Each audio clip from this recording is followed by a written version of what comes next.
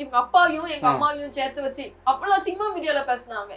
அப்ப எங்க அம்மா எங்க அப்பா இவங்க சொன்னாங்க, பிரகன் உங்க அம்மா இப்படி பேசிச்சுல பிரகன், என் கடையில வந்து ஒருத்தர் கேட்காரு உன் பொண்டாட்டி என்ன இப்படியா போனா, அப்ப எனக்கு செருப்பால அடிச்ச மாதிரி இருந்துச்சு பிரகன் எங்க அப்பா சொன்னாரு. இல்லையா அவ்வளவு கேவலம். வேற ஒருத்தங்கன்னா என்ன மதிக்கவே மாட்டாங்க. ஒரு மாமனார் மாமியார் வந்து அப்படியே ஒதுக்கி வச்சிருவாங்க. இந்த பையனுக்கா நம்ம பொண்ணை கொடுத்தோன்னா அவங்க என்னை ட்ரீட் பண்ற விதமே வேற மாதிரி இருக்கும். ஆனா இப்போ கூட சொந்த பையனுக்கு மிச்சமே நீ மூத்த பிள்ளைன்னு என் மாமனார் சொல்லுவாரு. நீ எனக்கு கிடைச்ச மூத்த பிள்ளையா பாத்துக்கலாம், எது இருந்தாலும் நான் இருக்கேன்ட்டு என் குடும்பம் எனக்கு பண்ணாத விட எனக்கு இப்ப அவங்க கூட நின்றுட்டு இருக்காங்க.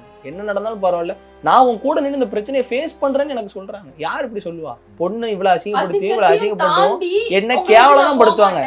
இவன் குடும்பத்துல போய் குடிச்சமே அப்படின்னு ட்ரீட் பண்ற விதங்களே மாறிடும். புரியுதா உங்களுக்கு? இவ்வளவு கஷ்டம் நம்ம பொண்ணு படுறான்னு மீடியால இருக்கட்டும் எல்லாத்துலயும் படுறாளே, இவளுக்கு ஏமா வந்தேன்னு அவங்க ட்ரீட் பண்ற விதமே நமக்கு கொடூரமா இருக்கும். அவங்க போகவே முடியாத அளவுக்கு தான் நிறைய பேர். ஆனா அவங்க என்னைய தங்க தட்டுல வச்சு இப்போ முதற்கொண்டு தாங்குறாங்க. நாங்க என்னனாலும் பாத்துக்கலாம், நான் ஃபேஸ் பண்றேன். இப்போ வரைக்கும் உங்க கொடுத்த கம்ப்ளைண்ட்க்கு நான் வாரம் பிரகன், நான் வாரம். எனக்கு அவ்வளவு சப்போர்ட்டா இப்ப இருக்காங்க. அதான் சொன்னேன், எனக்கு ஜாமீன் எடுத்ததே என் மாமனாரும் எங்க மாமியார் தான் எனக்கு வந்து எடுத்தாங்க.